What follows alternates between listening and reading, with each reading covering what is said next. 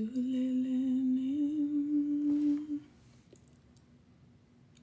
lozila mutuleleni,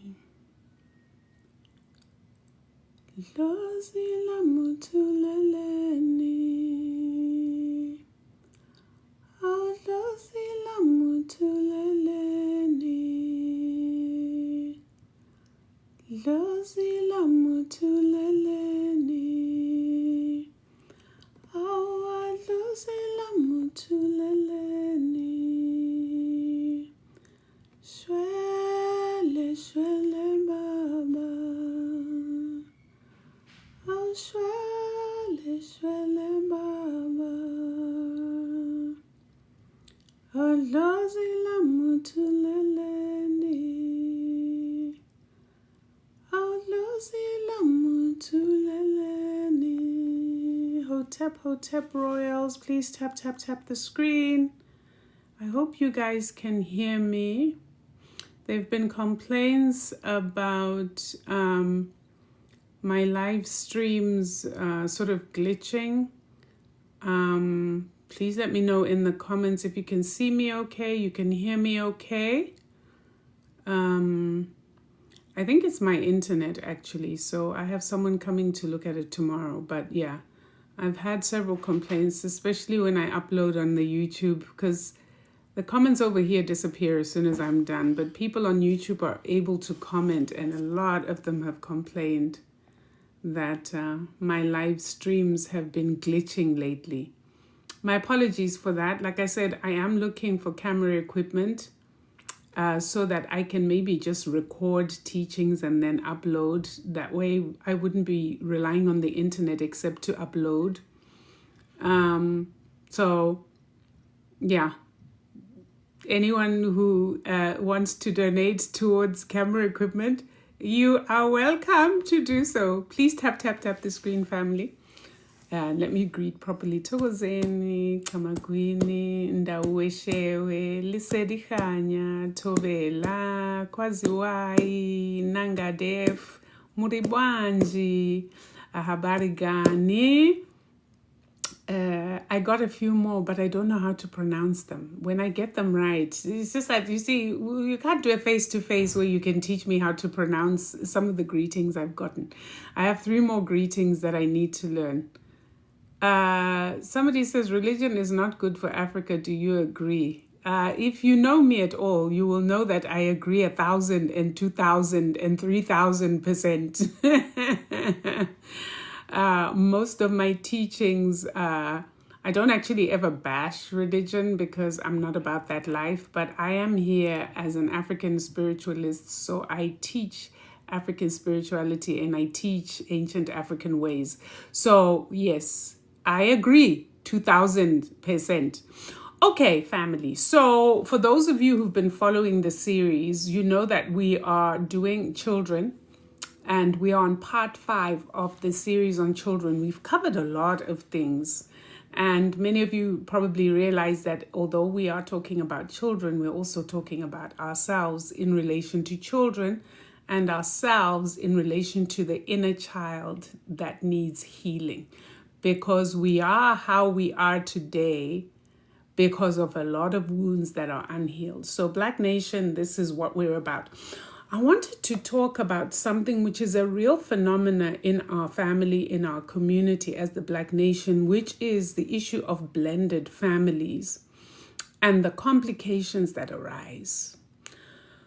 The idea of a blended family is wonderful, right? The idea of 2 people who meet, you know, the guy has his kids, the woman has her kids, and they come together so that they can provide what is a complete family unit for these children, right? Sounds beautiful, sounds great.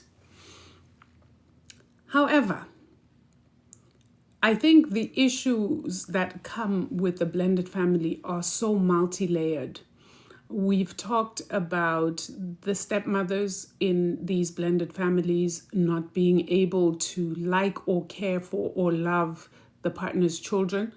We've talked about stepfathers who have molested or raped the children from the other side, especially if they're little girls. We've even talked about the extended family dynamics where you as a couple are okay to merge to create this blended family, but each of you as individuals come with your own extensions, i.e. the woman comes with her siblings and their children, the guy comes with his siblings and their children, sometimes the guy comes with his mother and father, this one. So it's a lot. And I wanted us to talk about this because I think a lot of the times when people are planning, in fact, a lot of people don't really plan a blended family in the sense of actually sitting down to say, what are the dynamics? What are the potential challenges? How will we deal with these challenges when they come up? Most people, just like in most relationships, people jump in based on chemistry, based on whatever else, and then they kind of do it as they go along, right? Which has its advantages, but also has a lot of disadvantages, particularly when there are children involved, like in the issue of a blended family. There are so many cases of the blended family situation where things have happened within these families, and because the parties involved want to maintain this facade of a happy family, there are a lot of secrets that are then kept, right? It's a huge problem. I'll tell you one, okay, that I recently heard about. You know, a lot of my topics, when I start talking about them, I start hearing examples. So here's a story for you. Here's an example. So just give me 1 second. 1 second. I hope this doesn't don't go away. I'll be right back.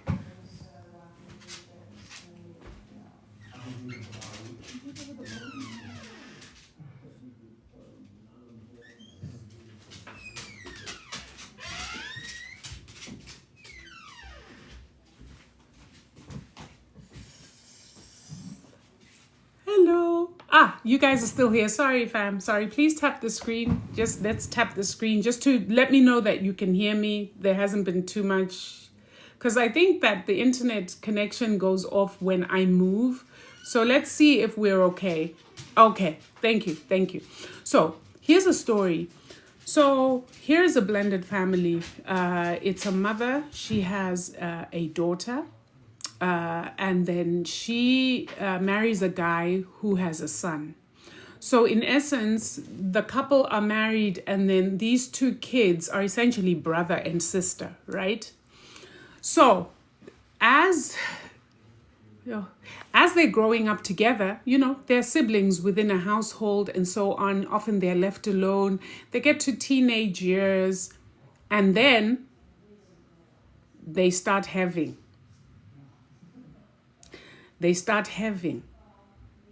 So now the issue here is the girl gets pregnant.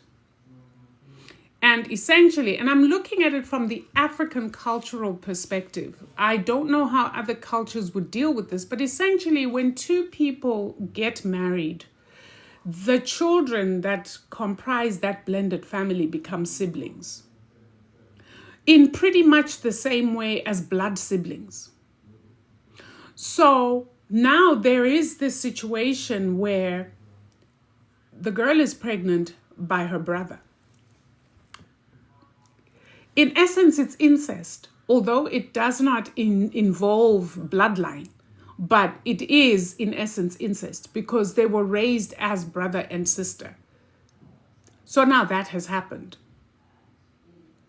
So now the question now the family faces this thing where in the African cultural context, usually if a boy impregnates a girl, the first thing that needs to happen is a marriage possible? So now that this situation is like this, I ask you the question, is a marriage possible? What is supposed to happen? So listen, I think the blended family is a wonderful thing, but it's a scary thing when you think about it. Particularly in our contemporary African setting where we have so much confusion about roles and responsibilities. Particularly where we have so much confusions about values, right? When you bring a blended family together, yes, you still have an opportunity to mold your stepkids to a certain extent. But a lot of the time, by the time they come to me, they've been brought up or they've been raised by somebody who may have totally different values to you and how you have raised your own biological kids. So bringing this together becomes very complicated because a lot of the raising of kids happens between the ages of 0 and 6. After that, there's very few things that you can change about the character of a child. There are very few things that you can do. It's those early stages where it's late. So if your blended family involves, say, 10, 11, 12 going upwards, it's gonna be very difficult. You bringing in these children, you're bringing in your children. These children bring in whatever values they've been taught where they were. Your children you've raised with a certain value system. You bring them together.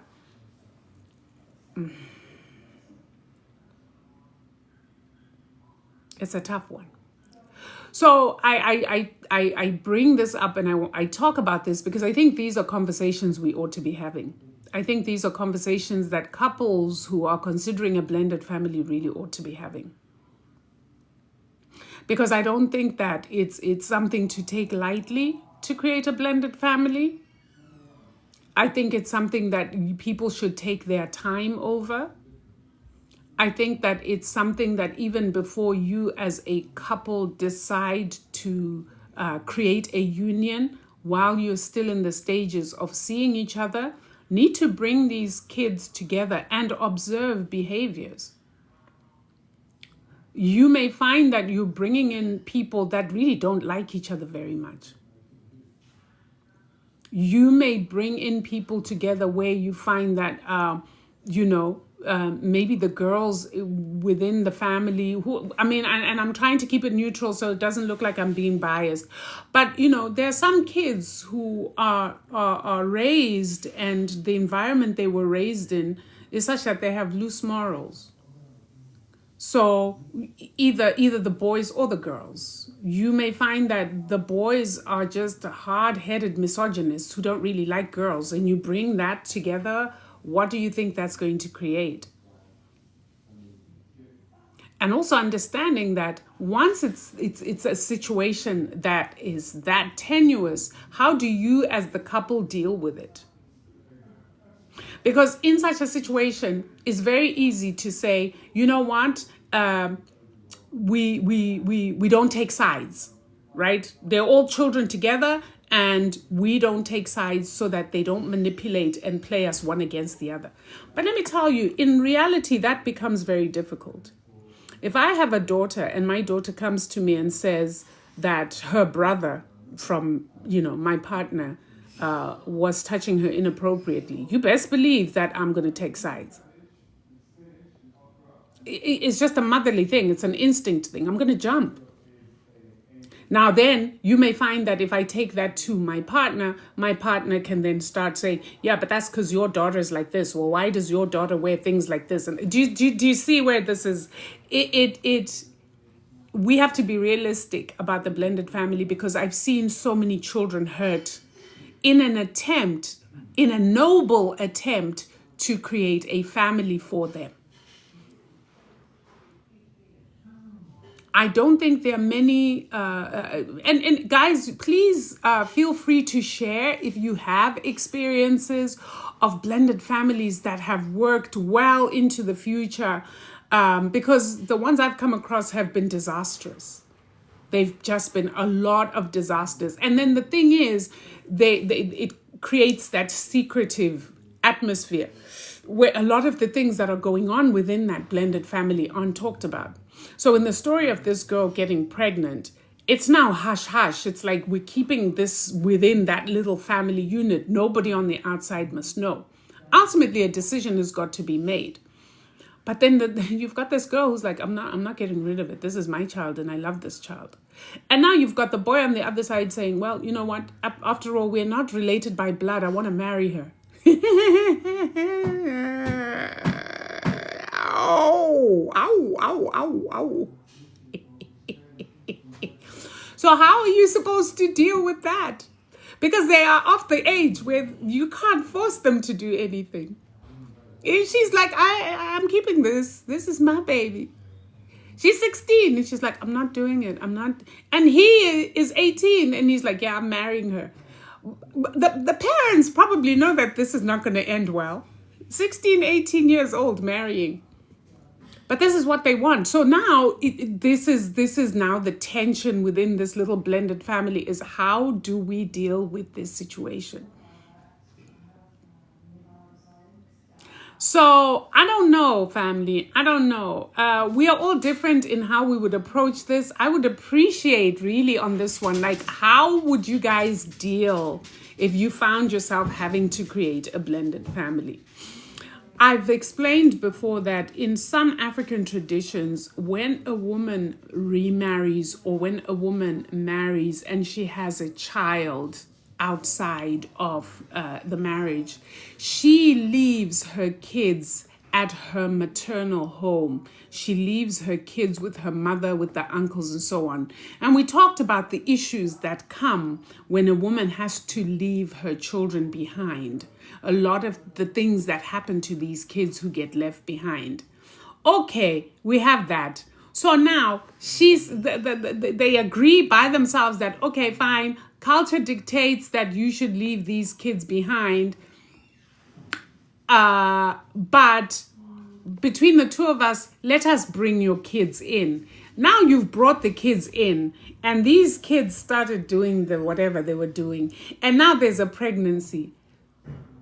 Who do you go to for advice? Because you went against culture. You took your kids from grandma's place to this place, and now your little girl is pregnant by her brother. What is supposed to happen now? The 2000s are giving their parents a headache. These are all 2000s. They were born in the 2000s. The 2000s are giving their parents hell. Yeah, because this is where it's at. You probably took your kids against your mother's wishes, against everybody in the family's wishes, saying, listen, this is not how it's done. Let this little girl stay here. You go since you decided to get married and move on. And then you're like, no, me and my husband, we decided that we're going to, it's okay, he doesn't mind. And now she's pregnant. So who do you go to solve that conundrum? Because you went against other people's advice for you to leave your daughters over there. So what are you going to do now? Who do you turn to when it's like that? Oh, Black Nation, you give me, do you know that I'm growing gray hair because of you?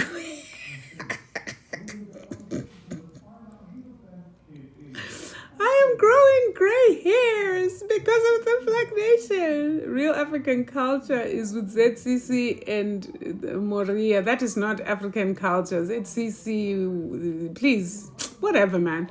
That's not what we're talking about here. Don't bring your religions here, please. This is not a religious discussion.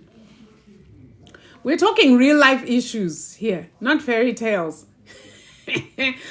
Okay, guys, please tap the screen as we go along. Just keep tapping the screen so more people can join. But I would like to know from you guys, maybe type a comment. Do you think the blended family works? Please let me know what you think. Do you think I before I give my own opinion, because I've kind of I want to know what you guys think about a blended family. I think a blended family may work if you have adult kids. So say, for example, you know, your kids are older teenagers and beyond. and you meet somebody and you marry them. It doesn't really matter if these kids like each other that much or not. I think what you can expect maybe is respect one for the other.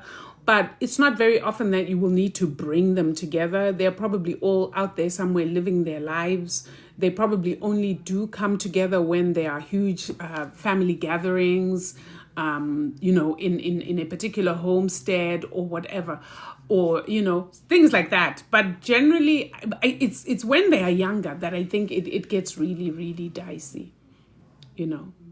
So what do people think? What do you guys think? I don't think it works. People with young kids should prioritize. Thank you. Sakane, you are a woman after my own heart. And Ndlovukazi, you're a real Ndlovukazi. I literally think the same thing, to be honest with you.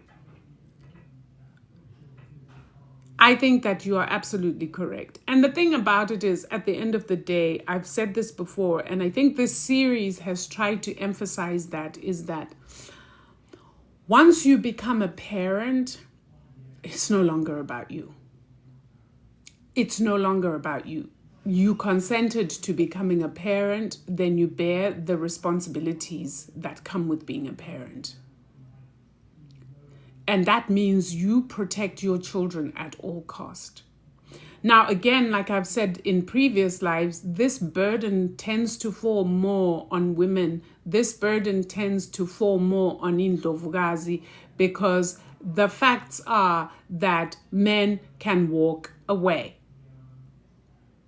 Men can walk away, which is again goes round to the conversation of it should be women who make the decision when they are going to have children, because the ultimate responsibility lies with the woman.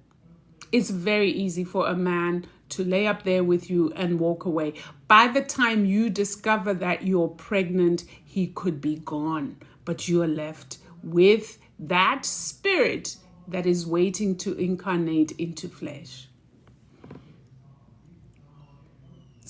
Sakane says, yes, they can marry later on in life. Yes, absolutely, they can marry later on in life if they so choose. Like, I have my opinions about that too, but that's just me. But if people decide that they want to make their union official, yeah, go ahead and do it. But I don't know, man.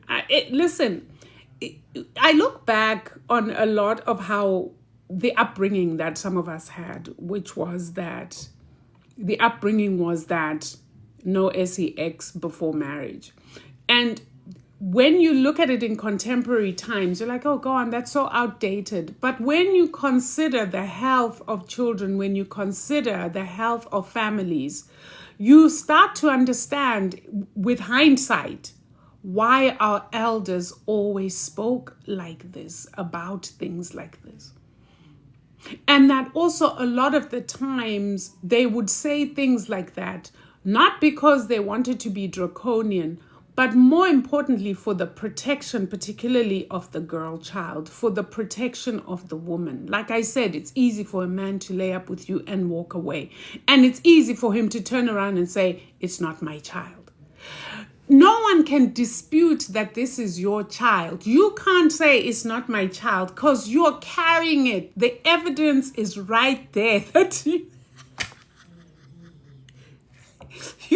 don't, listen, you don't get to back out once that child is seeded and is seated in your uterus and starts growing and you start throwing up all over the place. The evidence starts very early on that you are with child.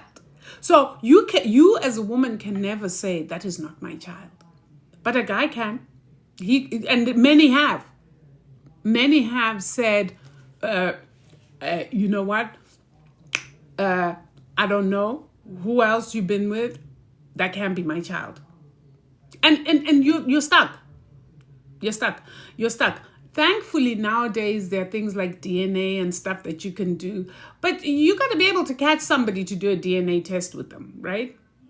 But if he disappears, he moves states, he moves country, he disappears. Ultimately, that child is your responsibility. So we are going to go back to the beginning. I've said this before. We are going to be forced to go back to beginning because the way nature designed things, because if we don't, our survival is at stake.